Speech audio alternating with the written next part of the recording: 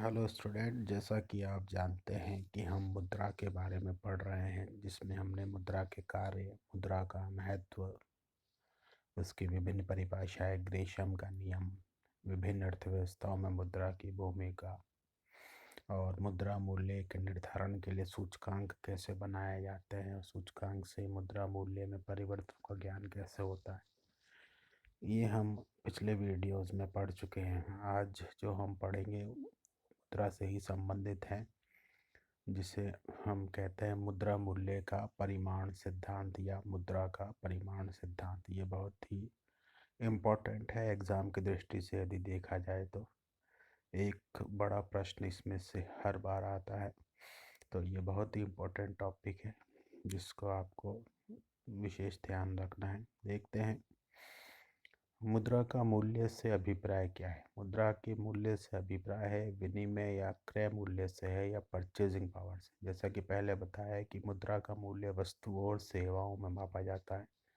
और वस्तुओं और सेवाओं का मूल्य मुद्रा में मापा जाता है।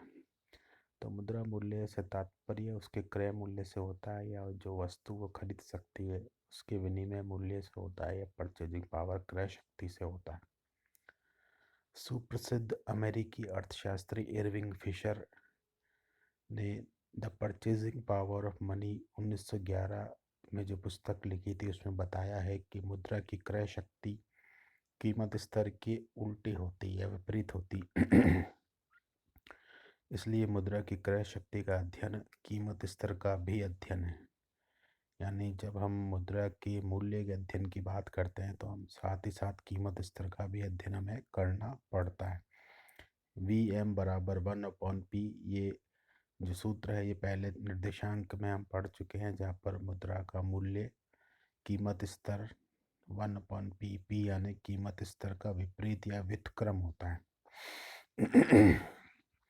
अर्थात यदि मुद्रा कीमत स्तर बढ़ता है तो मुद्रा का मूल्य या क्रय शक्ति कम हो जाती है और कीमत स्तर के घटने पर मुद्रा की क्रय शक्ति या मूल्य जो है वो बढ़ जाता है। इसलिए ये विपरीत संबंध इसमें पाया जाता है। मुद्रा के मूल्य का निर्धारण। मुद्रा का स्वभाव तथा गुण अन्य वस्तुओं से भिन्न है। मुद्रा अन्य वस्तुएं प्राप्त करने का साधन या माध्यम है। यानी मुद्रा का अपना कोई मूल्य नहीं है। मुद्रा का मूल्य इसमें है कि उसके द्वारा कितनी वस्तुओं को या किस प्रकार की सेवाओं को खरीदा जाता है। अर्थात मुद्रा एक साधन है या माध्यम है। अब मुद्रा मूल्य के निर्धारण के लिए यह मुद्रा मूल्य कैसे निर्धारित होता है, ये मुद्रा मूल्य का निर्धारण पर किन किन तत्वों का प्रभाव पड़ता है, इसके आधार पर विभिन्न प्रकार के सिद्धांत बनाए गए हैं या दृष्टिकोण दिए गए हैं, जिन्हें हम देखते हैं कि मुद्रा का मूल्य निर्धारित करने का सिद्धांत एवं दृष्टिकोण, जिसमें मुद्रा का वस्तु सिद्धांत यानी मुद्रा को जिसमें वस्तु माना गया है, तथा मुद्रा का राजकीय सिद्धांत या प्रशासन द्वारा जो मुद्रा का नियंत्रण किया जाता है उससे संबंधित जो सिद्धांत है वो मुद्रा के राजकीय सिद्धांत में आते हैं। प्रथम दृष्टिकोण जिसमें मुद्रा को वस्तु माना गया इरविंग फिशर का दृष्टिकोण है और कैम्ब्रिज दृष्टिकोण भी इसी से संबंधित है। दूसरा दृष्टिकोण मिल्टन फ्रीडमैन द्वारा दी गई व्याख्या से संबंधित है। यानी दो दृष्टिकोण जो है वो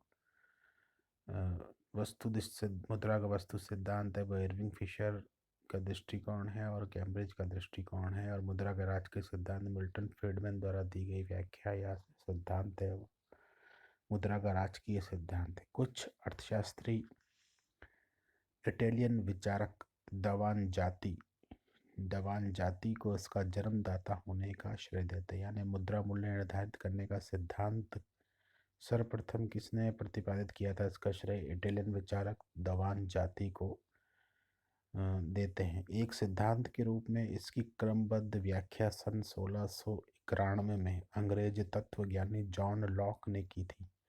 जॉन लॉक जो थे वो एक दार्शनिक अर्थशास्त्री इनको कह सकते हैं। दर्शन शास्त्र में इनका योगदान अधिक है, इसलिए इनको तत्वज्ञानी कहा गया। या अंग्रेज थे या ब्रिटेन में रहने वाले थे, इंग्लैंड में। तो अंग्रेज तत्वज्ञानी जॉन लॉक थे जिन्होंने सिद्धांत के रूप में इसकी क्रमबद्ध व्याख्या की।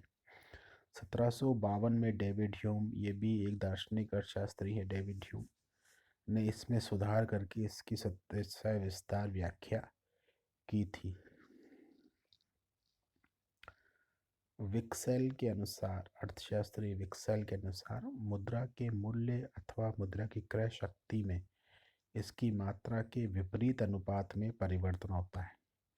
यानी मुद्रा का मूल्य या जो क्रय शक्ति जिसको हम कहते हैं, तो उसमें परिवर्तन तब होता है जब उसकी मुद्रा की मात्रा बढ़ती है या घटती है। यदि मुद्रा की मात्रा बढ़ती है तो मुद्रा के मूल्य में कमी हो जाएगी, यदि मुद्रा की मात्रा कम होती है तो मुद्रा के मूल्य या क्रय शक्ति बढ़ जाएगी, जिससे मुद्रा के परिमाण की प्रत्येक वृद्धि या कमी, यदि अन्य बातें समान रहे, वस्तुओं और सेवाओं में उनकी क्रय शक्ति में आनुपातिक कमी या वृद्धि उत्पन्न करेगी, और इस प्रकार वस्तुओं की कीमतों में वैसे ही वृद्धि या कमी होगी। यानी मुद्रा की मात्रा में प्रत्येक वृद्धि या कमी से क्या होगा, वस्तु और सेवा में उनकी क्रय शक्ति में आनुपातिक कमी या वृद्धि उत्पन्न करेगी। यानी क्रय शक्ति जो होगी उसमें आनुपातिक कमी या वृद्धि उत्पन्न होगी, और इस प्रकार वस्तुओं की कीमतों में ही भी वैसे ही वृद्धि होगी या कमी होगी, जैसे मुद्रा के परिमाण में वृद्धि होती है वैसे।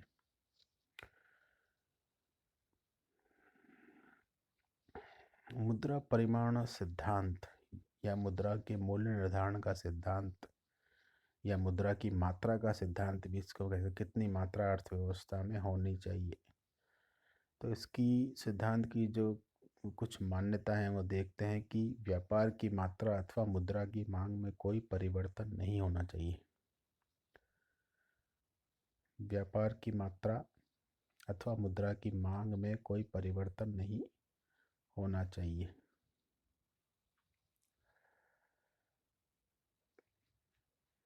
दूसरा है कि वस्तु विनिमय के द्वारा संपन्न होने वाले सौदों में परिवर्तन न हो। यानी वस्तु विनिमय द्वारा जितना वस्तुओं का क्रय विक्रय किया है उसमें परिवर्तन नहीं होना चाहिए। और व्यापार की मात्रा, पहला जो देखा हमने, व्यापार की मात्रा और मुद्रा की मांग में भी परिवर्तन, यानी मुद्रा की मांग जितनी की जा रही है उतनी ही की जानी चाहिए, उसमें परिवर्तन नहीं होना चाहिए। इस सिद्धांत को समझने के लिए ये माना गया है कि मुद्रा की मांग में परिवर्तन न हो, व्यापार की मात्रा में परिवर्तन न हो, वस्तु विनिमय से होने वाले सौदों में परिवर्तन न हो। तीसरा, साख मुद्रा तथा विधिग्राह मुद्रा के अनुपात में परिवर्तन न हो। साख मुद्रा का मतलब है बैंक मुद्रा या क्रेडिट कार्ड जो मनी होती है वो साख मुद्रा कही जाती है। और विधिग्राह मुद्रा है वह है जो सामान्य रूप से चलन में रहती है, जिसको सरकार विधि द्वारा मुद्रा घोषित करती है। तो इन दोनों के अनुपात में परिवर्तन नहीं होना चाहिए। चौथा है कि मुद्रा के प्रचलन वेग में कोई परिवर्तन नहीं होना चाहिए। यानी प्रचलन वेग जो मुद्रा का है वो स्थिर रहना चाहिए। प्रचलन वेग स्थिर रहने का तात्पर्य है जब व्यापार की मात्रा स्थिर मानी गई है तो उसका प्रचलन वेग भी परिवर्तित नहीं होगा, क्योंकि यदि व्यापार 100 लोगों के बीच में होता है तो मुद्रा 1 से लेकर 100वें व्यक्ति तक प्रचलन करती है, उसके आगे वो प्रचलन नहीं करेगी। मुद्रा के परिमाण सिद्धांत का समीकरण, हम देखते हैं कि क्या समीकरण दिए गए हैं मुद्रा परिमाण सिद्धांत में। मुद्रा परिमाण सिद्धांत को समझने के लिए मुद्रा के परिमाण में परिवर्तन के परिणाम स्वरूप कीमत स्तर में होने वाले परिवर्तन को विनिमय समीकरण के रूप में दर्शाते हैं। यानी मुद्रा परिमाण सिद्धांत को दर्शाने के लिए विनिमय समीकरण दिए गए हैं, और इन समीकरणों में समय समय पर परिवर्तन भी होता रहा है। यानी जो नीचे हम फार्मूला देखेंगे उस फार्मूले में समय समय पर परिवर्तन होता रहा है, परंतु इरविंग फिशर, अमेरिकी अर्थशास्त्री इरविंग फिशर द्वारा दिया गया समीकरण अधिक प्रसिद्ध है। जिसमें सबसे अधिक जो प्रसिद्ध समीकरण है इरविंग फिशर द्वारा दिया गया। सर्वप्रथम दिया गया समीकरण निश्चित समय अवधि से संबंधित है, टाइम पीरियड से संबंधित है। इसमें जो समीकरण दिया वो दिया P बराबर M/T, जहाँ पर P कीमत स्तर है, M मुद्रा की मात्रा है, और T यानी ट्रेड, कुल व्यापार में शामिल वस्तुएं और सेवाएं। ये व्यापार की कुल मात्रा भी इसको कह सकते हैं। तो कीमत स्तर बराबर M/T, M यानी मुद्रा की मात्रा, T यानी कुल व्यापार। इसको यदि तिरछा गुणा करते हैं तो फॉर्मूला हमारे पास निकल कर आता है पी टी एक साथ हो जाते हैं तथा एम एक तरफ हो जाता है। तो मुद्रा की मात्रा और कीमत स्तर दोनों एक साथ संलग्न हो जाते हैं और मुद्रा की मात्रा और व्यापार दोनों एक साथ संलग्न हो जाते हैं और मुद्रा की मात्रा अलग हो जाती है। कीमत स्तर और व्यापार दोनों एक साथ आ जाते हैं और मुद्रा की मात्रा एम जो है वो अलग हो जाती है। अर्थात कुल बेचे गए माल की कीमत, टी यानी जो कुल वस्तुएं और सेवाएं बेची जाती हैं उसकी कीमत, पी यानी प्राइस ऑफ टी, टी की प्राइस यानी कुल बेचे गए माल की कीमत बराबर मुद्रा की मात्रा। ये प्रथम समीकरण जो दिया गया सर्वप्रथम समीकरण वो ये था, पी टी बराबर एम। बाद में क्या किया गया कि मुद्रा की पूर्ति में मुद्रा के प्रचलन वेग को शामिल किया। प्रचलन वेग का मतलब है जो समीकरण दिया गया था P बराबर एम अपॉन टी, उसके अंतर्गत V को और शामिल कर लिया गया। तो समीकरण बनकर हो गया P बराबर,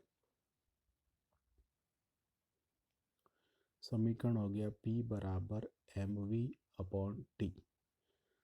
ये फिशर के पूर्व का विनिमय समीकरण है, यानी फिशर के पूर्व जो विनिमय समीकरण था वो ये था।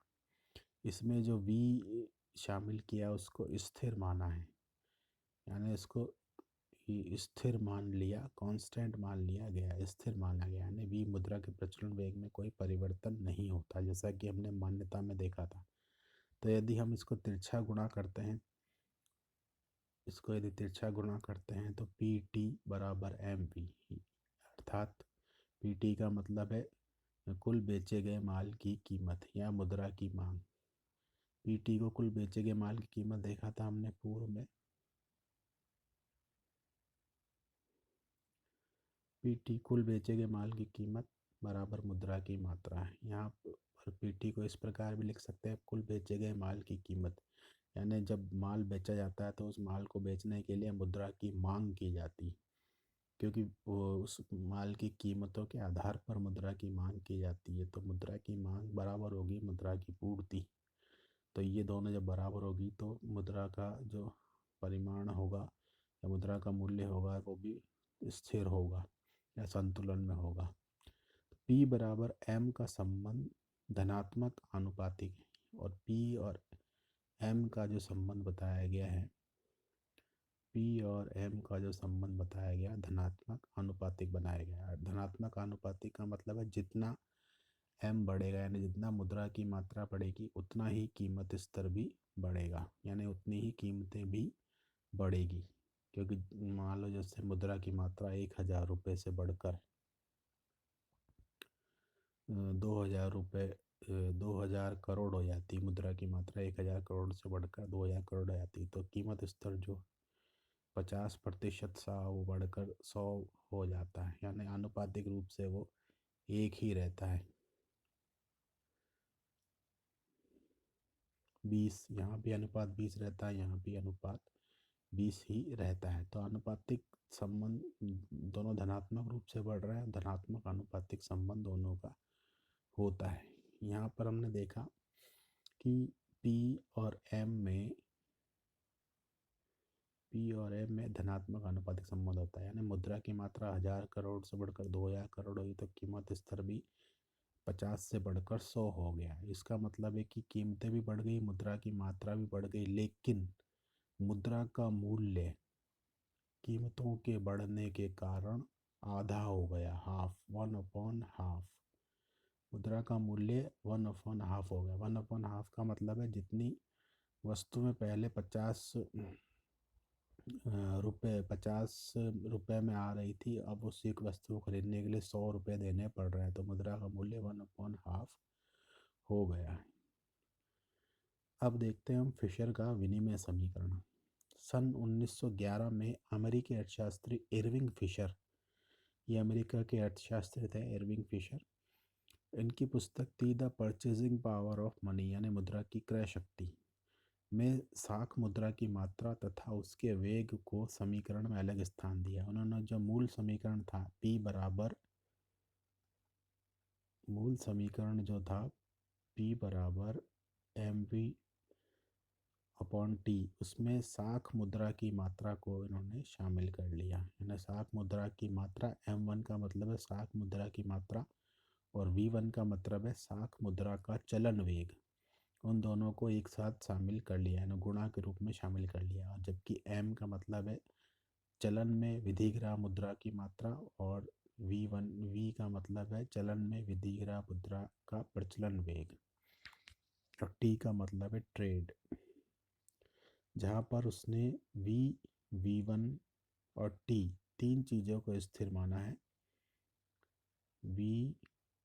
V1 और T इन तीनों को उसने कांस्टेंट मान लिया, यानी इनमें कोई परिवर्तन नहीं होता। जैसा कि हमने मान्यता में देखा था कि मुद्रा के प्रचलन वेग और व्यापार की मात्रा में कोई परिवर्तन नहीं होता।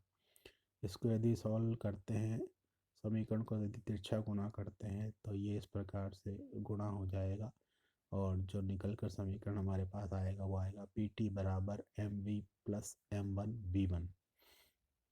ये समीकरण निकल कर आता है, जहाँ पर PT हमने देखा था कुल बेचे गए माल की कीमत, यानी कुल माल को बेचने के लिए मुद्रा की मांग बराबर होती है मुद्रा की पूर्ति के। M तथा M1 के बीच एक निश्चित अपरिवर्तनशील संबंध होता है, ये इम्पोर्टेंट है। M और M1 के बीच एक निश्चित अपरिवर्तनशील संबंध होता है, यानी जितनी मात्रा M की होगी उतनी मात्रा M1 उसके अनुपात में मात्रा M1 की होगी। तो निश्चित अपरिवर्तनशील संबंध इसमें रहता है। निश्चित मात्रा होती है विधिग्राह मुद्रा की और साख मुद्रा की, दोनों की।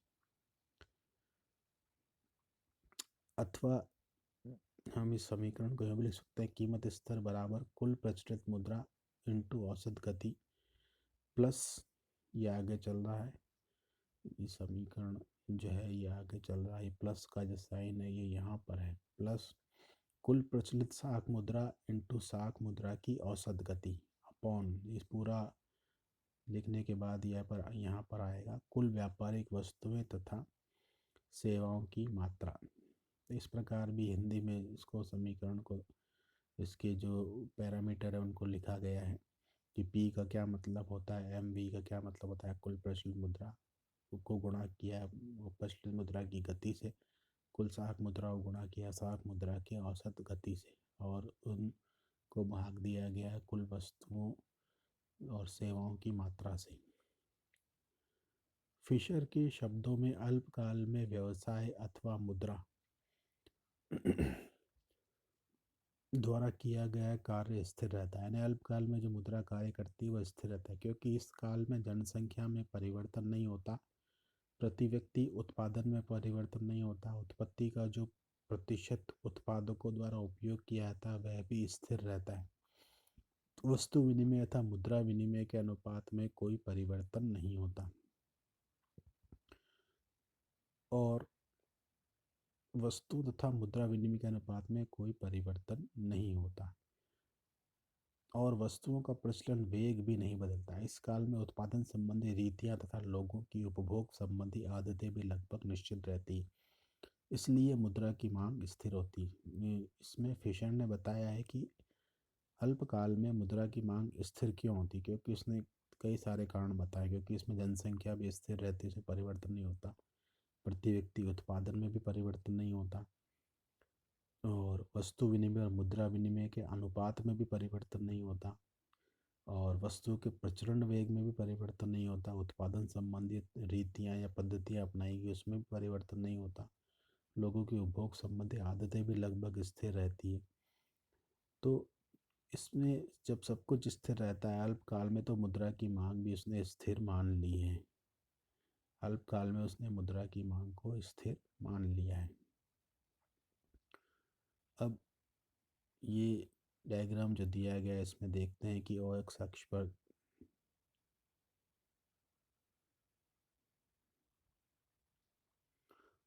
पर क्वांटिटी ऑफ मनी यानी मुद्रा की मात्रा या परिमाण दिया गया है, और ओ वाई एक्स पर कीमत स्तर या प्राइस लेवल दिया गया है। विभिन्न कीमतें दी गई है P1 P2 P3। O L रेखा मुद्रा की मात्रा तथा कीमत स्तर का पारस्परिक संबंध को दर्शाती है। ओ एल रेखा जो है ये 45 डिग्री की रेखा है, 45 डिग्री। ये जो समकोण जो त्रिभुज बनता है 90 डिग्री को, समकोण त्रिभुज जैसा कि आपने बताया 90 डिग्री का होता है। 145 डिग्री की रेखा जो 90 डिग्री को दो बराबर भागों में बांटती। बराबर भागों में बांटने का मतलब ये है कि हमने पूर्व में एक कथन इसका पढ़ा था इरविंग फिशर का कि मुद्रा की मात्रा और कीमत स्तर में धनात्मक आनुपातिक संबंध होता है। धनात्मक आनुपातिक का मतलब हुआ जितनी मुद्रा की मात्रा बढ़ेगी उतना ही कीमत स्तर बढ़ेगा। यदि हम इस डायग्राम को देखें और यहाँ से शुरुआत करें, मान लो किसी समय मुद्रा की मात्रा जो है M1 है और M1 से संबंधित जो कीमत स्तर है वो P1 है। अब यदि मुद्रा की मात्रा बढ़ाकर M2 कर दी जाती है तो कीमत स्तर भी उसी के अकॉर्डिंग इस 45 डिग्री की रेखा के बराबर P2 बढ़ जाएगा। और M3 यदि मुद्रा की मात्रा बढ़ा दी जाती है तो कीमत स्तर भी P3 बढ़ जाएगा। इसको उल्टा भी देख सकते हैं, M3 से यदि स्टार्ट करें और मुद्रा की मात्रा घटाकर M2 कर दी जाती है तो कीमत स्तर भी घटकर P3 से P2 हो जाएगा। इसी प्रकार M2 से M1 और P2 से P1 होता है। तो ये संबंध बताया है कि OL रेखा मुद्रा की मात्रा अतः कीमत स्तर का पारस्परिक धनात्मक आनुपातिक संबंध दर्शाती है। यानी OL रेखा जो है 45 डिग्री की रेखा, ये धनात्मक आनुपातिक संबंध दर्शाती है। अब सिद्धांत की आलोचना क्या है? आलोचना यह है कि सिद्धांत अवास्तविक मान्यताओं पर आधारित है। पहली, यदि आप कोई भी सिद्धांत पढ़ते हैं तो यह आप आलोचना आंखें बंद करके भी लिख सकते हैं कि अवास्तविक मान्यताओं पर आधारित सिद्धांत है। फिर आपको मान्यताएं जो अवास्तविक है वो लिखनी होगी। पहला है अन्य बातें समान रहे तभी लागू होता है। इसको सेटेरिस पैरिबस भी कहा जाता है। अन्य बातें समान रहे को सेटेरिस पैरिबस एक फ्रांसीसी शब्द है। उसका मतलब ये होता है कि अन्य सभी बातें स्थिर रहे तभी सिद्धांत लागू होता है। तो अवास्तविक मान्यताएं कौन कौन सी है? पहली है कि M तथा V स्थिर नहीं होते, यानी मुद्रा की मात्रा और मुद्रा का चलन वेग जो है वह स्थिर नहीं होता, तथा V M से स्वतंत्र नहीं है। क्रय विक्रय की मात्रा बढ़े या घटे, जो मुद्रा का प्रचलन वेग वो M से स्वतंत्र नहीं होता और क्रय विक्रय की मात्रा बढ़े या घटे इससे उसमें कोई फर्क नहीं पड़ता। V1 और M1 से भी स्वतंत्र नहीं है, यानी V1 और M1 से भी स्वतंत्र नहीं है।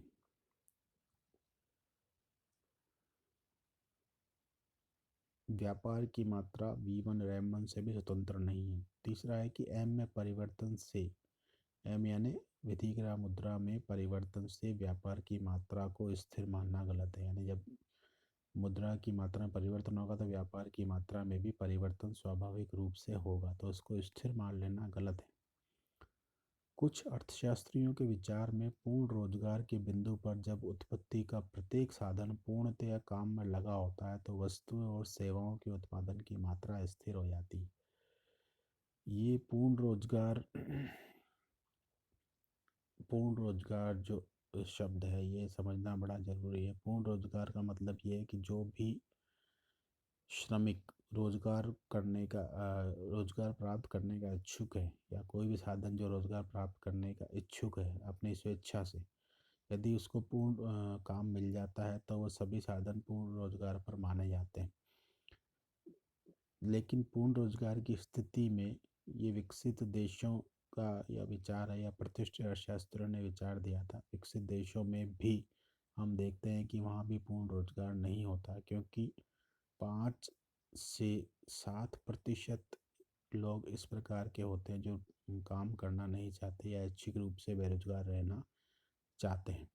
तो पूर्ण रोजगार कभी अर्थव्यवस्था में नहीं आता, लेकिन फिर भी पूर्ण रोजगार को एक काल्पनिक दशा या संतुलन की दशा मानकर इसका अध्ययन किया जाता है।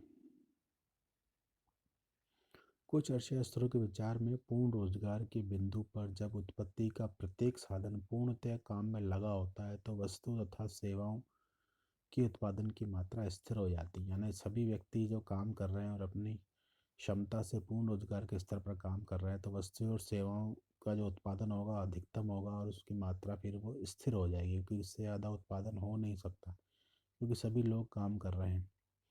तथा मुद्रा की मात्रा में होने वाले परिवर्तन का इस पर कोई प्रभाव नहीं पड़ता। यानी पूर्ण रोजगार के स्तर पर जब उत्पादन की मात्रा स्थिर होती है, तब यदि मुद्रा की मात्रा को यदि बढ़ाया जाए तो उससे व्यापार की मात्रा नहीं बढ़ पाती। क्यों नहीं बढ़ पाती? क्योंकि जो उत्पादन की मात्रा है वो स्थिर हो जाती है।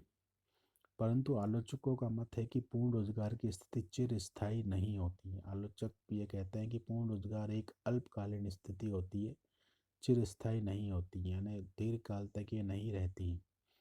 कुछ समय बाद ही मनोवैज्ञानिक कारणवश मुद्रा की मांग में होने वाली प्रत्येक वृद्धि के साथ कीमत स्तर अनुपात से अधिक बढ़ने लगता है। कुछ समय बाद क्या होता है कि कुछ मनोवैज्ञानिक कारण इस प्रकार के उत्पन्न हो जाते हैं जिससे मुद्रा की मांग में वृद्धि होती है और मुद्रा की मांग में वृद्धि के साथ साथ कीमत स्तर अनुपात से अधिक बढ़ने लग जाता है। चौथा जो अवास्तविक मान्यता है कि M तथा M1 में स्थिर अनुपात मानना अवास्तविक है। फिशर ने चलन मुद्रा या सिमी विधिग्रह मुद्रा और साख मुद्रा में एक स्थिर अनुपात माना। यानी यदि M विधिग्रह मुद्रा यदि 1,000 करोड़ रुपए है तो साख मुद्रा 1 अनुपात यदि 3 माना है तो साख मुद्रा 3,000 करोड़ रुपए होगी। तो ये स्थिर अनुपात जो माना है, फिक्स्ड रेशियो, यदि 1,000 रुपये विधिग्रह मुद्रा है तो अनुपात 3,000 करोड़ रुपए साख मुद्रा होगी। तो ये जो अनुपात हो गया 1:3 हो गया। तो ये जो M और M1 में स्थिर अनुपात जो माना है वास्तविक है, क्योंकि इस प्रकार का स्थिर अनुपात नहीं होता है। मुद्रा प्रसार या स्फीति की दशा में एक ओर तो बैंकों का जमा बढ़ते हैं, दूसरी ओर उत्पादन बढ़ाने के लिए ऋण की मांग बढ़ती है। यानी मुद्रा प्रसार जब होता है तब कीमतों में वृद्धि होती है। कीमतों में वृद्धि होने से यदि मुद्रा की मात्रा ज़्यादा होती है तो बैंकों में भी जमाई बढ़ती है और दूसरी ओर उत्पादन बढ़ाने के लिए ऋण की मांग भी बढ़ जाती है, क्योंकि वस्तुओं की मांग हो रही है, जिससे M1 में अनुपात से अधिक वृद्धि होती है। जिससे जो साख मुद्रा है, क्योंकि जब ऋणों की मांग बढ़ेगी जिससे M1 साख मुद्रा में अनुपात से अधिक वृद्धि होती है। मुद्रा संकुचन के कारण ऋणों की मांग कम हो जाती है तो M1 का अनुपात भी कम हो जाता है। तो M1 विधिग्रह मुद्रा और M विधिग्रह मुद्रा और M1 साख मुद्रा में स्थिर अनुपात जो माना है वो गलत है। दूसरा, समीकरण में सम्मिलित तत्वों की माप करना कठिन है। किसी समय में मुद्रा की मात्रा को जानने के लिए व्यक्तियों के निजी कोषों में संग्रहित धन को जानना आवश्यक होता है। भारत में बिना हिसाब की मुद्रा, अनअकाउंटेड मनी, प्रचलन वेग, मुद्रा एवं वस्तुओं का V1 और T स्थिर होना, P भी औसत होने के कारण वास्तविक स्थिति नहीं बताता। यानी जो तत्व, जो समीकरण में जो भी तत्व इन्होंने शामिल किए हैं इरविंग फिशर ने, जैसे मुद्रा की मात्रा जानने के लिए धन को जानना आवश्यक है, लेकिन धन को जानना भारत जैसे देश में संभव नहीं है, क्योंकि यहाँ काली मुद्रा काली मुद्रा बहुत बड़ी मात्रा में होती है। दूसरा, प्रचलन वेग को पूरी तरह से ज्ञात करना संभव नहीं होता। मुद्रा और वस्तुओं को तथा इन सभी को स्थिर मानना गलत है। V1 और T को स्थिर मानना गलत है। P भी औसत होने के कारण वास्तविक स्थिति नहीं दर्शाता। P को हम जानते हैं कि P का मतलब है सामान्य कीमत स्तर। सामान्य कीमत स्तर एक औसत होता है, एवरेज होता है, जो विभिन्न कीमतों के औसत बताता है। ये वास्तविक स्थिति को नहीं बताता है, जैसा कि हमने सूचकांक में देखा था कि P वहाँ पर औसत होने के कारण वास्तविक स्थिति को नहीं बताता है। तो ये समीकरण के जो तत्व हैं इनकी माप करना भी अत्यंत कठिन है, जो भी तत्व इन्होंने समीकरण में शामिल किए हैं। इसमें जो इरविंग फिशर ने जो सिद्धांत दिया, उसके सिद्धांत का मूल जो कथन है वो यह है कि जब मुद्रा की मात्रा को बढ़ाया जाता है तो कीमत स्तर धनात्मक आनुपातिक रूप से बढ़ जाता है। यानी कीमत स्तर तो उसी अनुपात में बढ़ जाता है, लेकिन मुद्रा का जो मूल्य है वो आधा रह जाता है। ये इसका मूल कथन है समीकरण का या सिद्धांत का। और इसके लिए जो उसने तत्व शामिल किए वो तत्व भी जो है वो जिनको मापने में बड़ी कठिनाई आती है और उनको स्थिर और मान लिया है, जो इससे जो है समीकरण वो उचित नहीं, स्थिति नहीं दर्शा पाता। तीसरा है कीमत स्तर केवल मुद्रा की मात्रा द्वारा ही निर्धारित नहीं होता है। यानी जो कीमतें हैं वो मुद्रा मात्रा से ही निर्धारित नहीं होती। कीमत निर्धारित होने के कई अमौद्रिक कारण भी होते हैं। अमौद्रिक कारण में जैसे हम देखते हैं कि लागत में वृद्धि हो जाना। अमौद्रिक कारण में देखते हैं कि मांग में असाधारण परिवर्तन हो जाना। असाधारण परिवर्तन मांग में तब हो सकता है जब देश में अस्थिरता होती है। अस्थिरता का मतलब युद्ध की स्थिति या अकाल की स्थिति या किसी महामारी की स्थिति होती है, तो मांग में असाधारण परिवर्तन हो जाता है।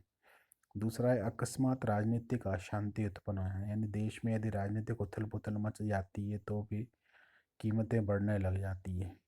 उत्पादन की मात्रा तथा लागत में परिवर्तन होना। उत्पादन की मात्रा और लागत में परिवर्तन होता है। लागत में परिवर्तन जैसा कि भारत में देखते हैं पेट्रोलियम पदार्थों की कीमतें बढ़ती है, जैसे वस्तुओं की जो लागत है और परिवहन लागत भी बढ़ जाती है तो कीमतें बढ़ने लग जाती। सरकार की वित्त नीति भी ऐसी हो सकती, फाइनेंस पॉलिसी भी सरकार की ऐसी हो सकती है जिससे कीमतें बढ़ जाए। विदेशी बाजार के जो उतार चढ़ाव होते हैं उससे भी ऐसा हो सकता है, क्योंकि आजकल सभी देशों की अर्थव्यवस्था वैश्वीकरण के कारण एक दूसरे से प्रभावित होती है, तो उससे भी कीमतों में उतार चढ़ाव होता है। डिकॉक ने सिद्धांत की आलोचना करते हुए लिखा है कि इसमें मुद्रा पर अनावश्यक बल दिया है, जैसे यही आर्थिक परिवर्तन का एकमात्र तथा प्रमुख कारण हो, जबकि वास्तव में मुद्रा के परिमाण और वस्तुओं की कीमतों के स्तर में कोई निकट और प्रत्यक्ष संबंध नहीं है।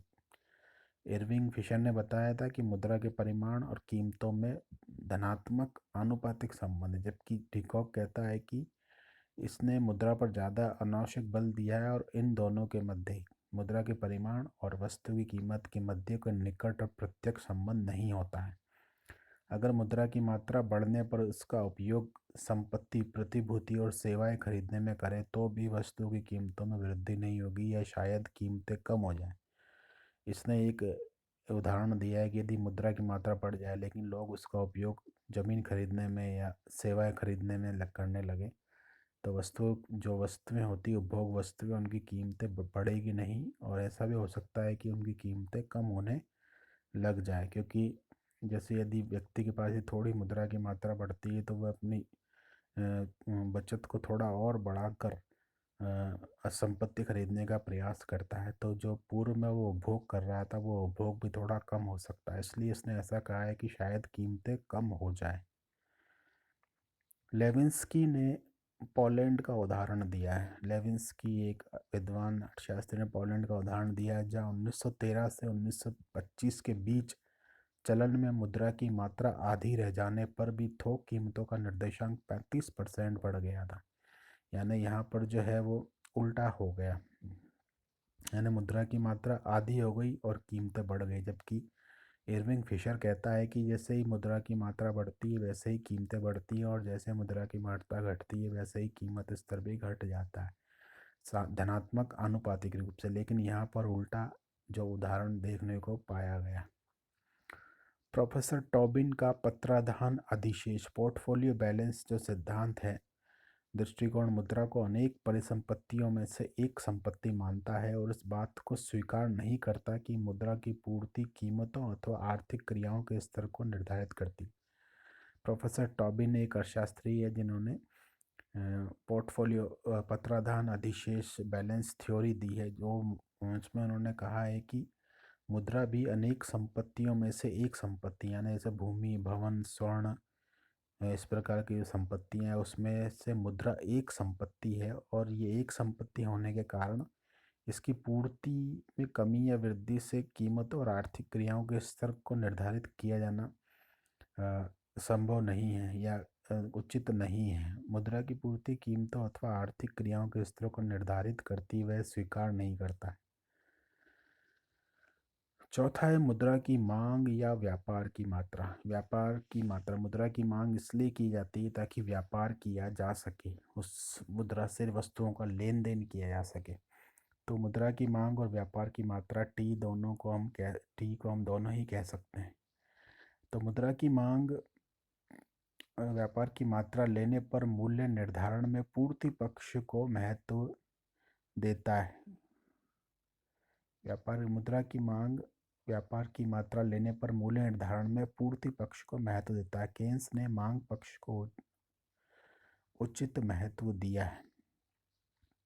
यानी ये जो सिद्धांत है ये पूर्ति पक्ष को महत्व देता है मूल्य के निर्धारण में। यदि मुद्रा की पूर्ति बढ़ जाती है तो कीमत स्तर बढ़ जाता है, पूर्ति घटने पर कीमत स्तर कम हो जाता है। इसने टी को स्थिर मान लिया था, अर्थात मुद्रा की मांग को उसने स्थिर मान लिया था और मुद्रा की पूर्ति को ही उसने बल दिया था और उसी से अपना परिमाण सिद्धांत बताया था। केन्स ने बताया कि मांग पक्ष को, केन्स ने जो बाद में चलकर मुद्रा की मांग को उचित महत्व दिया है। आगे चलकर हम केन्स के सिद्धांत में देखेंगे कि केन्स ने इस पूर्ति पक्ष के विपरीत मांग पक्ष पर अधिक बल दिया है। यह स्पष्ट नहीं होता, पांचवा है, यह स्पष्ट नहीं होता कि मुद्रा की पूर्ति में होने वाले परिवर्तन कीमत स्तर को किस प्रकार प्रभावित करते हैं। इरविंग फिशर ने यह तो बता दिया कि मुद्रा की पूर्ति यदि बढ़ जाती तो कीमतें बढ़ जाती और घट जाती तो कीमतें घट जाती, लेकिन ये किस प्रकार से कीमत स्तर को प्रभावित करते हैं ये उसने नहीं बताया। हायक और हॉटरी के विचार में यह संबंध प्रत्यक्ष न होकर ब्याज में होने वाले परिवर्तनों द्वारा परोक्ष रूप से होता है। हायक और हॉटर ने बताया कि यह जो कीमतें प्रभावित होती है वह अप्रत्यक्ष रूप से होती है, यानी सीधे ही प्रभावित नहीं होती, यानी मुद्रा की मात्रा को बढ़ा दिया और कीमतें बढ़ गई, ऐसा नहीं होता है। उन्होंने बताया कि मुद्रा की मात्रा बढ़ने से ब्याज दरों में परिवर्तन आता है, जैसा कि कीन्स ने भी बताया था अपनी मौद्रिक नीति में, जैसा आगे चलकर हम पढ़ेंगे कि यदि किसी समय यदि रोजगार को बढ़ाना हो तो सरकार को मुद्रा की मात्रा को बढ़ाना चाहिए। उससे क्या होगा कि ब्याज दर में कमी हो जाएगी। ब्याज दर में कमी होने से क्या होगा, विनियोग में परिवर्तन होगा। ठीक है, तो ब्याज में होने वाले परिवर्तन द्वारा प्रत्यक्ष रूप में नहीं होकर परोक्ष रूप में कीमतें प्रभावित होती है मुद्रा की पूर्ति से, यह हायक और हॉटर ने कहा था। जबकि इरविंग फिशर ने सीधा ही बताया था कि मुद्रा की पूर्ति में होने वाले परिवर्तन से कीमतें प्रभावित होती हैं। छठा है, मुद्रा के प्रचलन वेग को प्रभावित करने वाले कारणों की विवेचना नहीं करता। जो सिद्धांत है, प्रचलन वेग को कौन से कारक प्रभावित करते हैं इनकी विवेचना नहीं करता। सातवां, व्यापार चक्रों के कारण कीमत स्तर में होने वाले परिवर्तन की व्याख्या नहीं करता। मंदी में मुद्रा की मात्रा यथास्थिर रहते हुए भी कीमत स्तर गिर जाता है तथा मुद्रा का मूल्य ऊंचा होता है। यानी मंदी की दशा जब होती, व्यापार चक्र की जो दशा है वो मुख्य रूप से विकसित देशों में अधिक होती है, क्योंकि वहाँ पर बैंकिंग व्यवस्था और व्यापार बहुत ज़्यादा होता है और व्यापार चक्र आने के लिए व्यापार की मात्रा चाहिए होती है, यानी क्रय विक्रय बहुत ज़्यादा होना चाहिए, वहीं पर व्यापार चक्र आते हैं और वहाँ का जो व्यापार बाजार होता है विकसित होता है, तो वहाँ पर कीमतों में होने वाले परिवर्तन की व्याख्या सिद्धांत नहीं करता, क्योंकि वहाँ पर जब मंदी आती है तो मंदी में मुद्रा की मात्रा तो स्थिर रहती है लेकिन कीमतें गिर जाती, क्योंकि प्रभावपूर्ण मांग, जैसा कि कीन्स ने बताया था 1930 की मंदी में हुआ था, प्रभावपूर्ण मांग जो है वो कम हो जाती है जिससे कीमतें गिर जाती है। कीमतें गिरने से मुद्रा का मूल्य इसमें ऊंचा होता है, तो ये सिद्धांत जो है वो लागू नहीं हो पाता मंदी की दशा में व्यापार चक्रों के कारण। तेजी के काल में मुद्रा की मात्रा में परिवर्तन हुए बिना भी कीमत स्तर ऊंचा उठ जाता है तथा मुद्रा का मूल्य गिर जाता है। और जब वहाँ पर तेजी आती है तो यदि मुद्रा की मात्रा उतनी ही है तो कीमतें बढ़ जाती है और मुद्रा का मूल्य गिर जाता है। तो इस स्थिति की व्याख्या ये सिद्धांत नहीं करता। जी क्राउथर के अनुसार परिमाण सिद्धांत अधिक से अधिक व्यापार चक्रों के कारणों का अपूर्ण मार्गदर्शक है। यानी ये तो बताता है कि मुद्रा की मात्रा के कारण व्यापार चक्र उत्पन्न हो सकते हैं या कीमतों में उतार चढ़ाव हो सकता है, लेकिन ये उसका अपूर्ण मार्गदर्शन यानी पूरा उसका वर्णन नहीं करता किस प्रकार से ऐसा हो सकता है। मुद्रा के अभाव चेतना की स्थिति को मंदी में बदल सकता है, यानी मुद्रा का जो अभाव है वो चेतना की स्थिति को मंदी में भी बदल सकता है, किंतु ये एकमात्र कारण नहीं है। मंदी उस समय भी प्रारंभ हो सकती है जब मुद्रा का अभाव नहीं हो।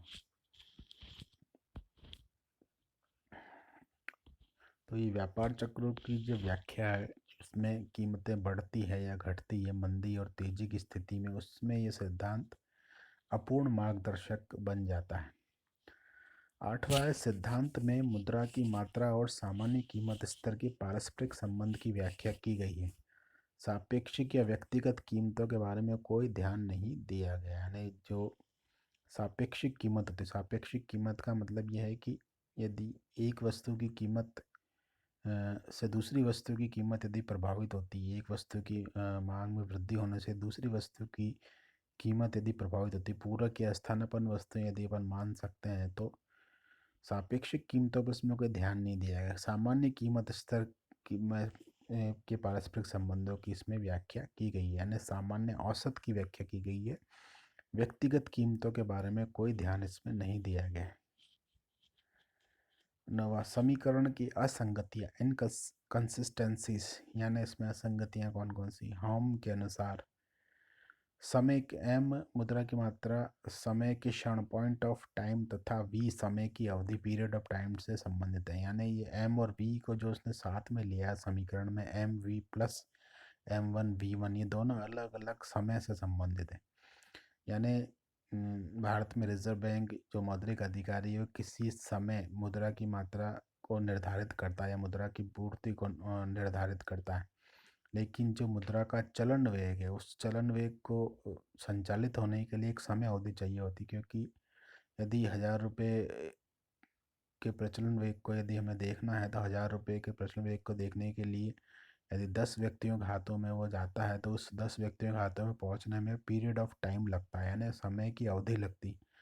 तो उस समय अवधि को समय के क्षण के साथ संबंधित करना सही नहीं है, तो ये असंगति ये समीकरण में है।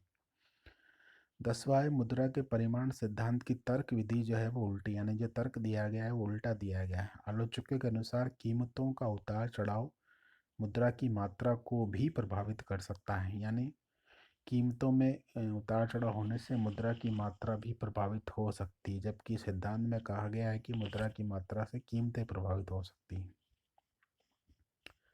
कीमतों के बढ़ने से मुद्रा का प्रचलन वेग तो बढ़ ही जाता है, साख मुद्रा और विधिग्रह मुद्रा की मात्रा भी बढ़ जाती है।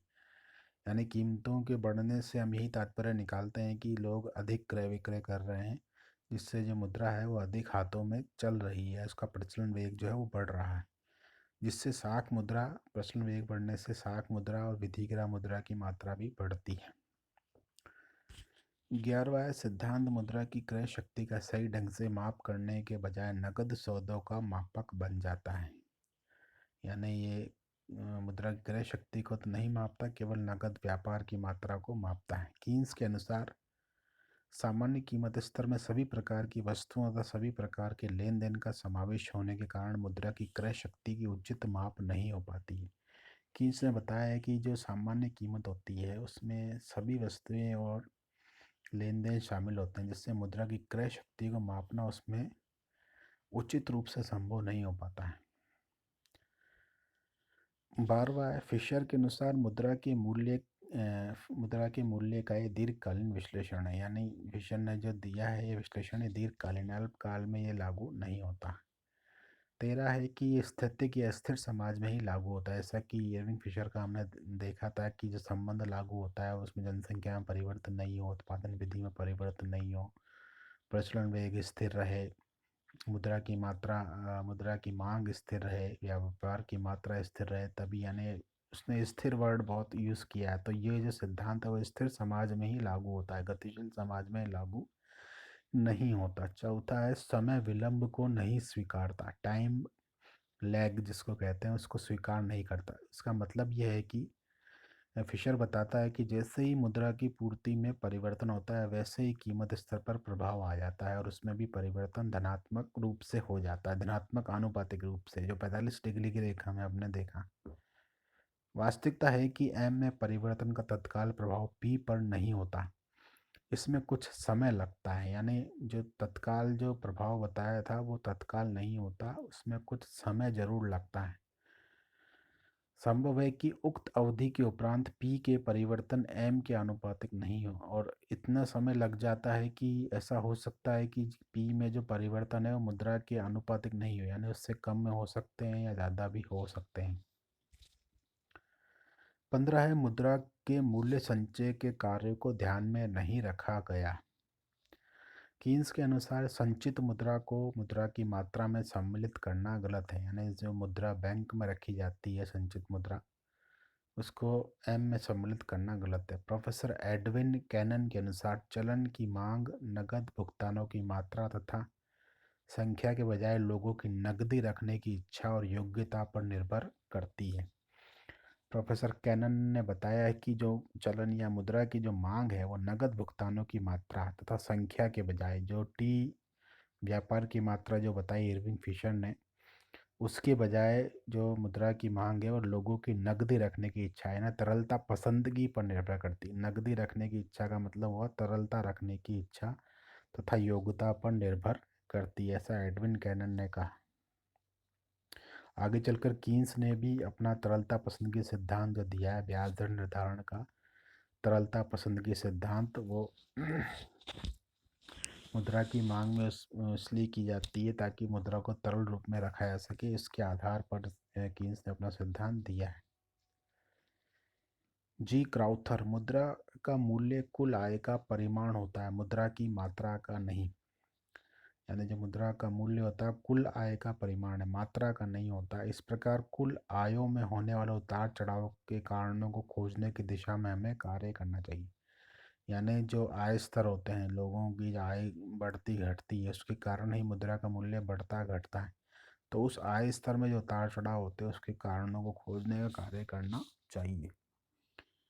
टी लेन देन के आकार, अंतिम व मध्यवर्ती पदार्थों को बताता है। वी उत्पादकों तथा उपभोक्ताओं को किए गए लेन देन बताता है।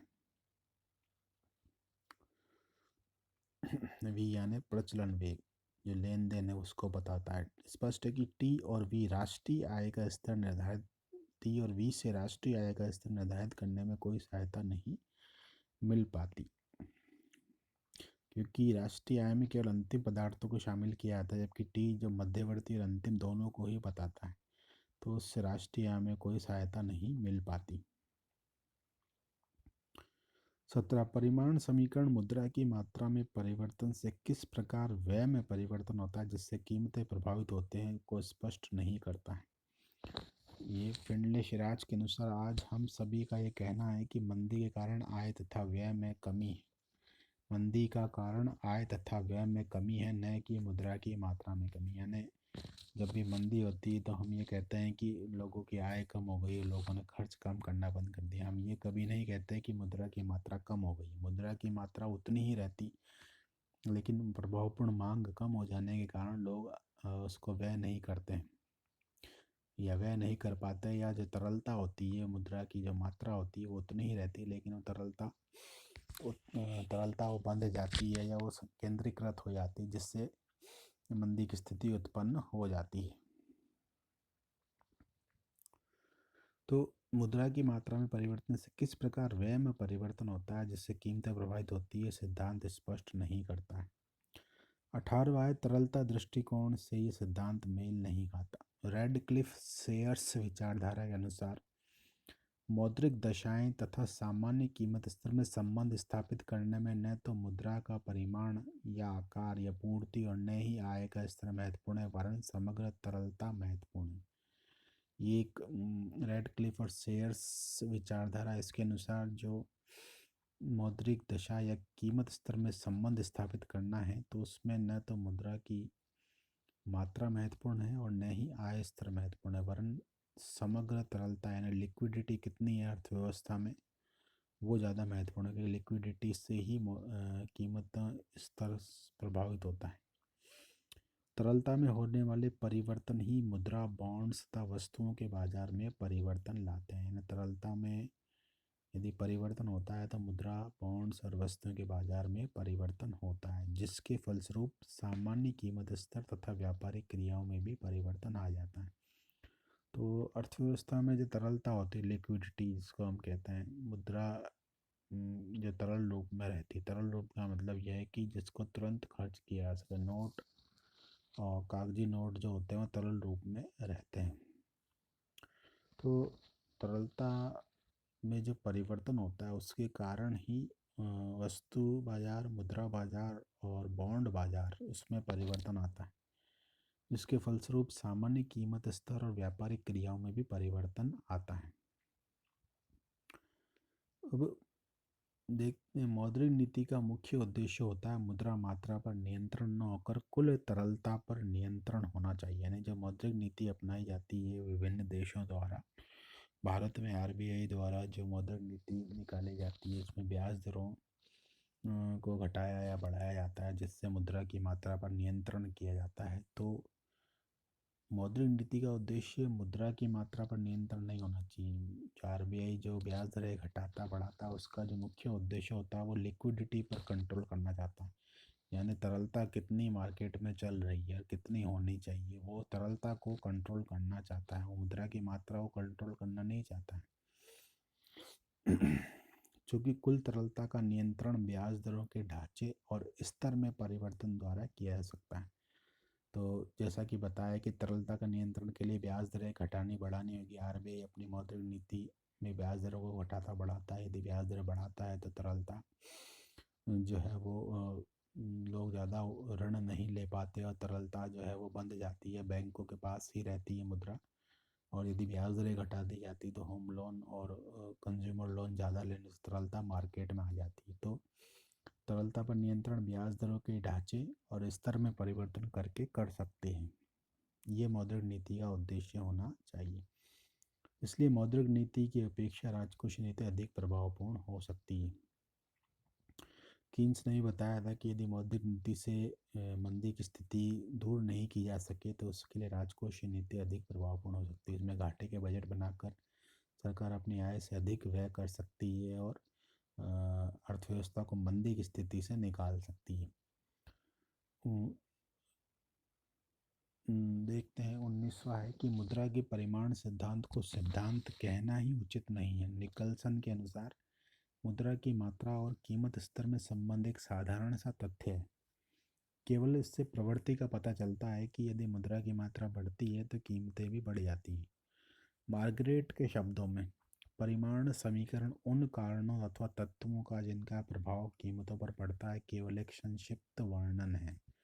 यानी जो सिद्धांत है ये एक छोटा सा वर्णन बताता है, संक्षिप्त यानी छोटा वर्णन बताता है कि मुद्रा के कारण कीमतों पर प्रभाव पड़ता है। यानी मुद्रा की पूर्ति बढ़ने या परिमाण बढ़ने या आकार बढ़ने पर मुद्रा की कीमतों पर प्रभाव पड़ता है।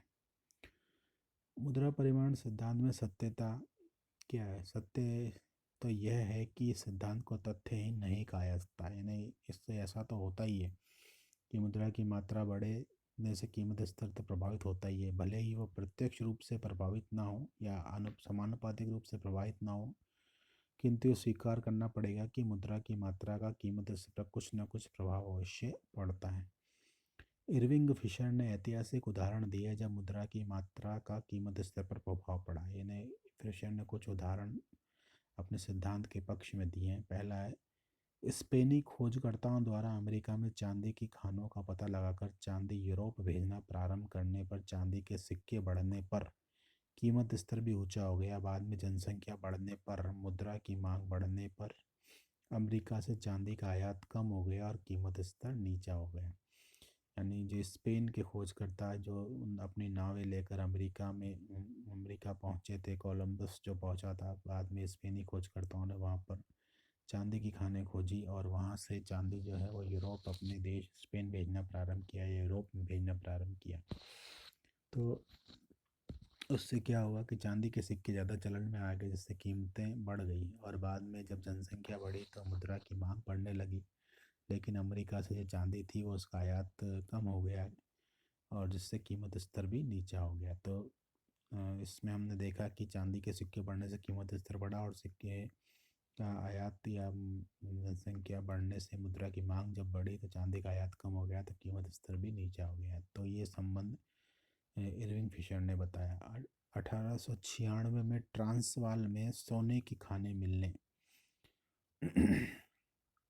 पर स्वर्णमान वाले देशों में कीमत स्तर बढ़ गया। यानी ट्रांसवाल में जब सोने की खानें मिली तो सोना जो स्वर्णमान वाले यूरोपीय देश थे, जैसा कि हमने स्वर्णमान के अंतर्गत देखा था, इंग्लैंड और स्पेन, फ्रांस, जर्मनी जो देश थे और अमेरिका जो देश था, उसमें स्वर्णमान पर आधारित वो देश थे। प्रारंभ में उन्होंने स्वर्णमान अपनाया था। तो सोने की खानें यदि मिली वहाँ पर ट्रांसवाल में तो इससे जो है कीमतें बढ़ गई क्योंकि सोने के सिक्के अधिक प्रचलन में आ गए। तीसरा है प्रथम महायुद्ध तथा युद्धोत्तर काल में जर्मनी में पत्र मुद्रा के अधिक प्रसार के कारण कीमतें बहुत अधिक बढ़ गई थी। प्रथम महायुद्ध और युद्ध के बाद की इसने स्थिति बताई कि जर्मनी में बहुत ज़्यादा कागजी मुद्रा का प्रसार हुआ जिससे कीमतें बहुत अधिक बढ़ गई। तो ये भी मुद्रा की मात्रा और कीमतों का संबंध इसने दर्शाया है। 1929 तथा उसके बाद मंदी काल में मुद्रा संकुचन के कारण कीमतें गिरी, यानी 1929 और उसके बाद 1930 के मंदी काल में मुद्रा जो है संकुचित हो गई है, तरलता जो है वो मुद्रा संकुचित हो गई, तरलता जो बंद गई, इससे कारण कीमतें गिरी। फिर बताया द्वितीय महायुद्ध काल में पत्र मुद्रा के अधिक प्रसार के कारण कीमतों में काफ़ी वृद्धि हुई, यानी द्वितीय महायुद्ध काल में पत्र मुद्रा के बहुत अधिक प्रसार के कारण कीमतों में काफ़ी अधिक वृद्धि इसने बताई इरविंग फिशर ने। इस सिद्धांत से मुद्रा के मूल्य में अल्पकाल में होने वाले परिवर्तनों की व्याख्या करने में तो कोई विशेष सहायता नहीं मिलती, परंतु मुद्रा के मूल्य में दीर्घकालीन प्रवृत्ति पर मौद्रिक परिवर्तनों का अवश्य प्रभाव पड़ता है। यानी दीर्घकाल में मुद्रा के मूल्य में जो परिवर्तन होता है उसमें मुद्रा की मात्रा का एक प्रभाव अवश्य होता है, दीर्घकाल में उसका पता चलता है। विनिमय का आय प्रवाह समीकरण। विनिमय का आय प्रवाह समीकरण यानी आय के आधार पर जो इस समीकरण आय स्तर के आधार पर जब हम इस समीकरण को लिखते हैं तो क्या समीकरण बनता है। एम वी, जो हमने एम वी देखा था उसको यदि आय से संबंध किया जाए बराबर पी को आई से और टी को आई संबंध किया जाए तो समीकरण बनता है पी वाई बराबर M V Y upon T Y, जिसमें एम मुद्रा की मात्रा, वी वाई मुद्रा का आय प्रचलन वेग, यानी आय के आधार पर जो मुद्रा का प्रचलन वेग बढ़ता है लोगों की आय के आधार पर, वो मुद्रा का आय प्रचलन वेग हो गया।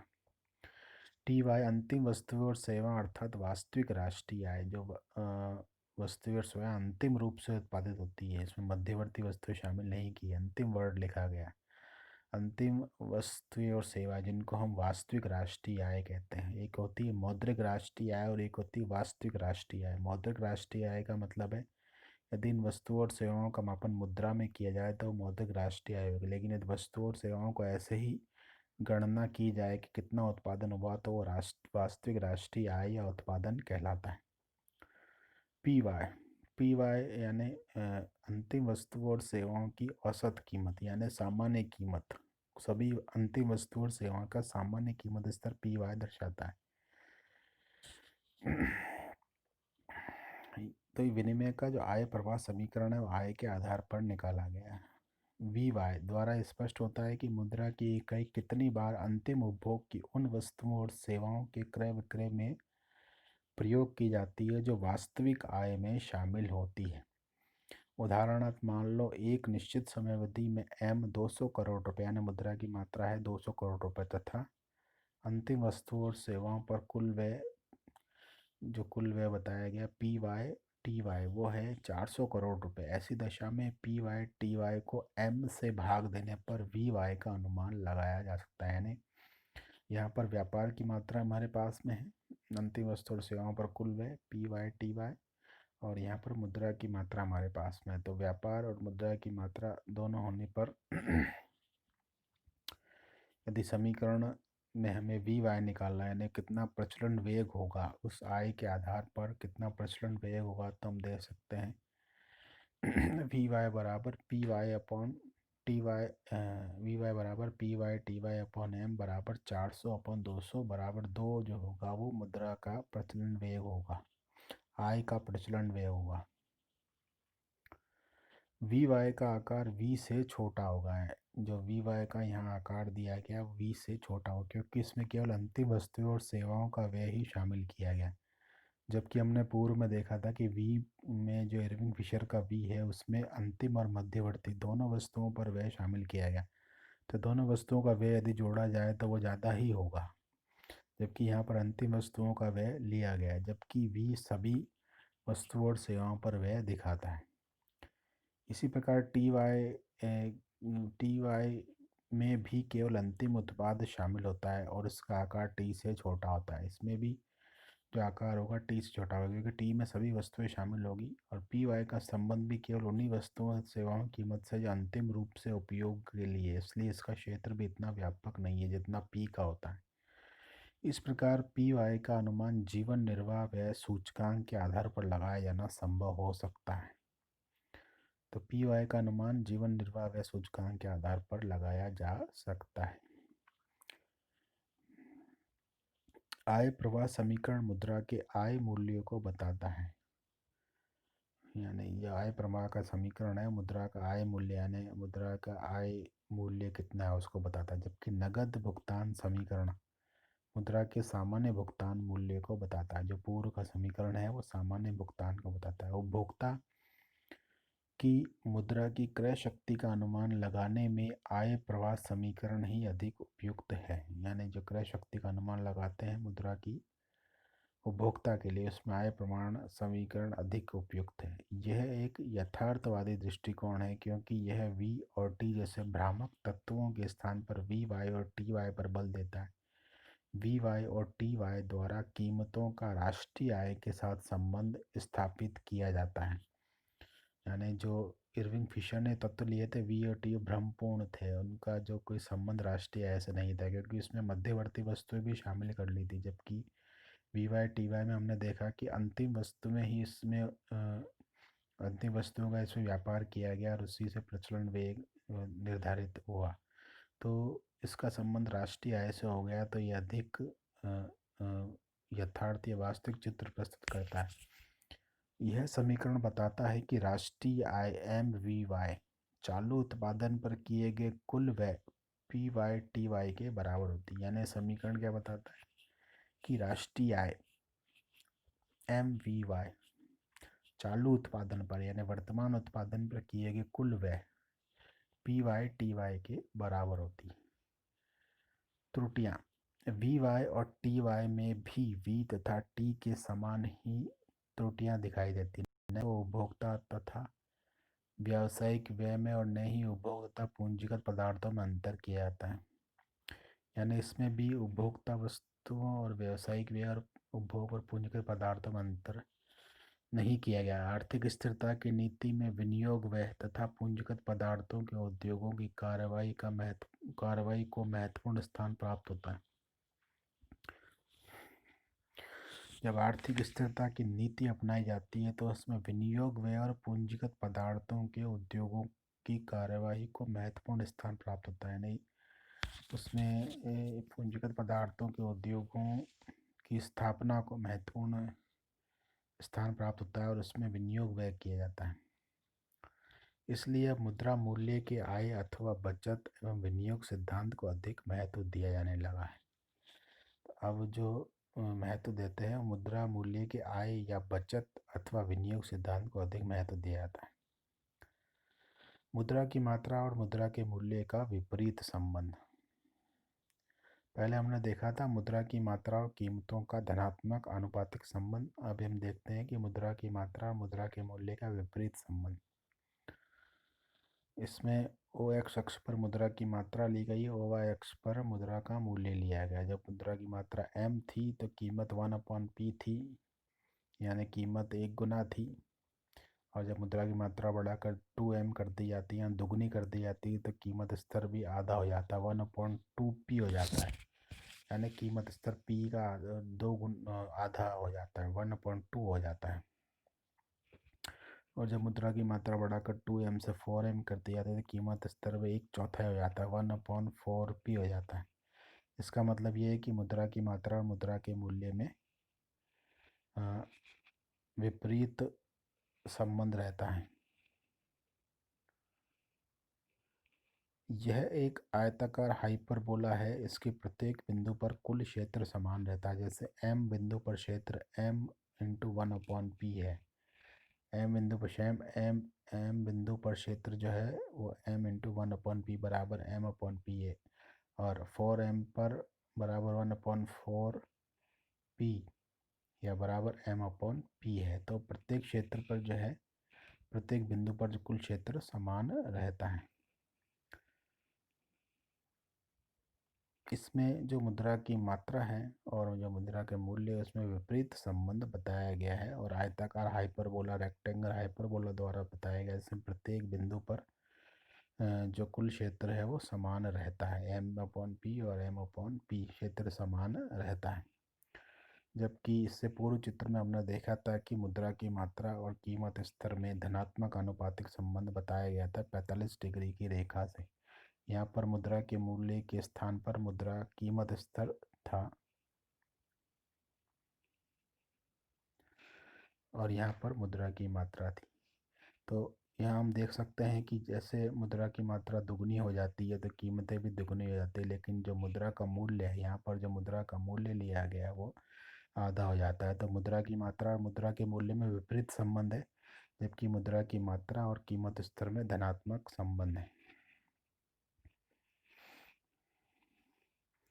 इरविंग फिशर के सिद्धांत को स्पष्ट करने के लिए एक संख्यात्मक उदाहरण। मान लीजिए देश में किसी वर्ष में मुद्रा की मात्रा 200 रुपये है, m = 200 रुपये, और मुद्रा का प्रचलन वेग 10 है और साख मुद्रा की मात्रा है वो 900 रुपये, यानी एक निश्चित आनुपातिक रूप से m और m1 का संबंध है, यानी 200 रुपये जो विधिग्रह मुद्रा की मात्रा है,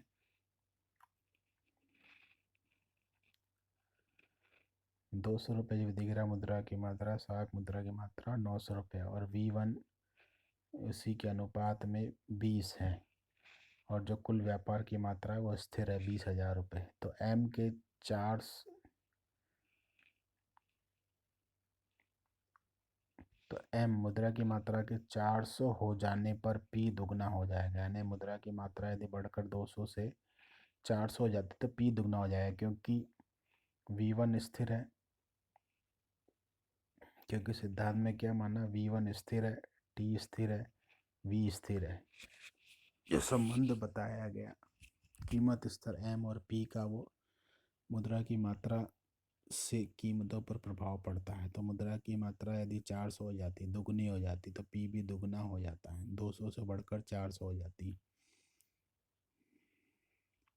सूत्र जो दिया उसके अकॉर्डिंग यदि मान रखे जाते हैं तो p बराबर mv प्लस m1v1/t बराबर मुद्रा की मात्रा प्रारंभिक थी 200 इंटू 10 प्लस 900 इंटू 20/20,000। तो कीमत स्तर 1 रुपये या 1 गुना कीमत स्तर था। मुद्रा की मात्रा के 200 से बढ़कर 400 होने पर कीमत स्तर है वो बढ़कर हो जाता है 2 गुना, यानी मुद्रा की मात्रा दुगुना बढ़ती तो कीमत स्तर बढ़कर भी 2 गुना हो जाता है। इस प्रकार दी हुई मान्यताओं के अनुसार m के दुगना होने पर कीमत स्तर p भी दुगना हो जाएगा और मुद्रा का मूल्य पहले से आधा हो जाएगा। ये इसका पूर्व सिद्धांत का जो सार हम इसको कह सकते हैं। फिशर ने m तथा m1 में आनुपातिक परिवर्तन माना है, यानी m और विधिग्रह मुद्रा और साख मुद्रा में उसने आनुपातिक परिवर्तन माना है। दीर्घकाल में m1 और m के अनुसार बदलाव होता है। दीर्घकाल में जो है साख मुद्रा में मुद्रा की मात्रा के अनुसार बदलाव होता है। m और m1 में अनुपात स्थिर इसलिए रहता है कि साख सर्जन m1 बैंकों में नकद रिजर्व के अनुपात पर निर्भर करता है, क्योंकि बैंक जो लोन देते हैं उसके पीछे वो कैश रिजर्व रखते हैं, कुछ नकदी जो है वो रिजर्व में रखते हैं, उसके आधार पर वो लोन देते हैं, तो वो एक निश्चित प्रतिशत अनुपात में रखते हैं। तो जो m1 है वो भी, इसका सृजन भी निश्चित अनुपात में ही होता है, जिसे सरकार अथवा केंद्रीय बैंक निर्धारित करते हैं। m बराबर 100 तथा RR यानी रिजर्व रेशियो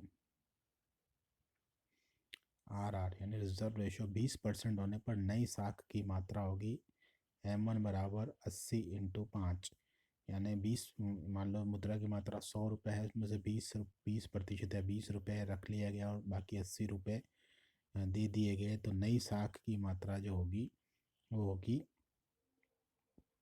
80 इंटू 5 400 इकाई होगी, इसलिए m और m1 का अनुपात 1:4 होगा।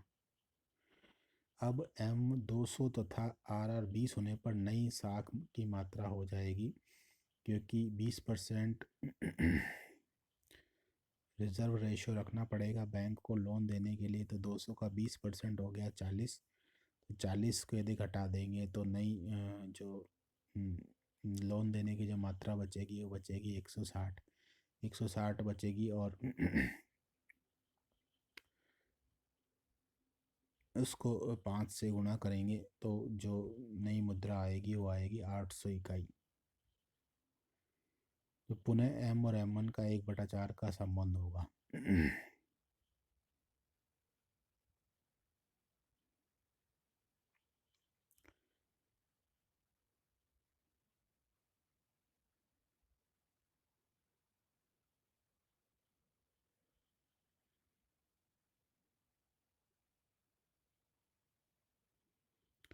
मुद्रा के प्रचलन वेग या V को प्रभावित करने वाले तत्व। मुद्रा के प्रचलन वेग को प्रभावित करने वाले तत्व है भुगतान की अवधि। सबसे पहले यदि भुगतान की अवधि लंबी है तो प्रचलन वेग कम होगा। आर्थिक और भुगतान अवधि कम है तो प्रचलन वेग ज़्यादा होगा। दूसरा है आर्थिक तेजी और मंदी का प्रभाव। यदि तेजी और मंदी की स्थितियाँ हैं तो उसी के अनुसार प्रचलन वेग पर प्रभाव पड़ता है। तेजी में प्रचलन वेग तेज होता है, मंदी में प्रचलन वेग मंद होता है। व्यापारियों में उधार की सुविधा। यदि उधार की सुविधा अधिक है तो प्रचलन वेग कम होगा, उधार की सुविधा कम है तो प्रचलन वेग अधिक होगा। आर्थिक विकास की अवस्था। यदि देश में आर्थिक विकास है, बाजार का विकसित रूप में है, बैंकिंग व्यवस्था विकसित रूप में है तो प्रचलन वेग अधिक होगा, अन्यथा प्रचलन वेग कम होगा। लोगों की तरलता पसंद या नकद राशि रखने की इच्छा यदि ज़्यादा है तो प्रचलन वेग कम होगा, और नकद राशि रखने की इच्छा कम है तो प्रचलन वेग ज़्यादा होगा। बैंकिंग सुविधाएं यदि ज़्यादा हैं, बैंक की सुविधा ज़्यादा होने के कारण प्रचलन वेग ज़्यादा होगा, बैंक की सुविधा कम होने पर प्रचलन वेग कम होगा। ब्याज की दर व मुद्रा का प्रचलन वेग। ब्याज की दर यदि कम है तो मुद्रा का प्रचलन वेग ज़्यादा होगा, ब्याज की दर अधिक होने पर मुद्रा का प्रचलन वेग कम होगा। आठवां है मुद्रा की मात्रा। ज़्यादा होने पर प्रचलन वेग ज़्यादा और कम होने पर प्रचलन वेग कम होगा। नौवां उपभोग की प्रवृत्ति, यानी लोग अपने अधिकांश आय को यदि उपभोग पर कर देते हैं, यानी 100 रुपये में से 80 रुपये वो खर्च कर देते हैं, तो उपभोग की प्रवृत्ति ज़्यादा मानी जाएगी। और ऐसी प्रवृत्ति होगी तो मुद्रा अधिक प्रचलन में आएगी, और ऐसी प्रवृत्ति नहीं होने पर मुद्रा कम प्रचलन में आएगी। कीमतों में भावी संभावना। कीमतों में आगे क्या उतार चढ़ाव या संभावना हो सकती है, उसके कारण भी मुद्रा का प्रचलन वेग बढ़ जाता है या घट जाता है। अब टी या व्यापार को प्रभावित करने वाले तत्व। व्यवसाय की कार्य कुशलताएं व्यापार को प्रभावित करती हैं। जनसंख्या से व्यापार बढ़ जाता है। जनसंख्या बढ़ेगी तो लोगों की वस्तुओं और सेवाओं के लिए मांग बढ़ेगी, इससे लेन देन बढ़ेगा और व्यापार बढ़ जाएगा। लोगों की वस्तुओं को संग्रह करने की इच्छा, यानी लोग अधिक अधिक अपने उपभोग की वस्तुएं अधिक संग्रह करके रखना चाहते हैं, तो इससे भी व्यापार बढ़ जाएगा। वस्तु विनिमय की मात्रा यदि होगी तो उससे व्यापार पर प्रभाव पड़ेगा। एकाधिकार होने पर व्यापार की मात्रा कम हो जाएगी। कैम्ब्रिज विचारधारा ये हम अगले अध्याय में इसको हम पढ़ेंगे। अगले वीडियो में हम कैम्ब्रिज विचारधारा के बारे में पढ़ेंगे। यहाँ तक हमने इरविंग फिशर जो अर्थशास्त्री थे उनके बारे में हमने पढ़ा। धन्यवाद।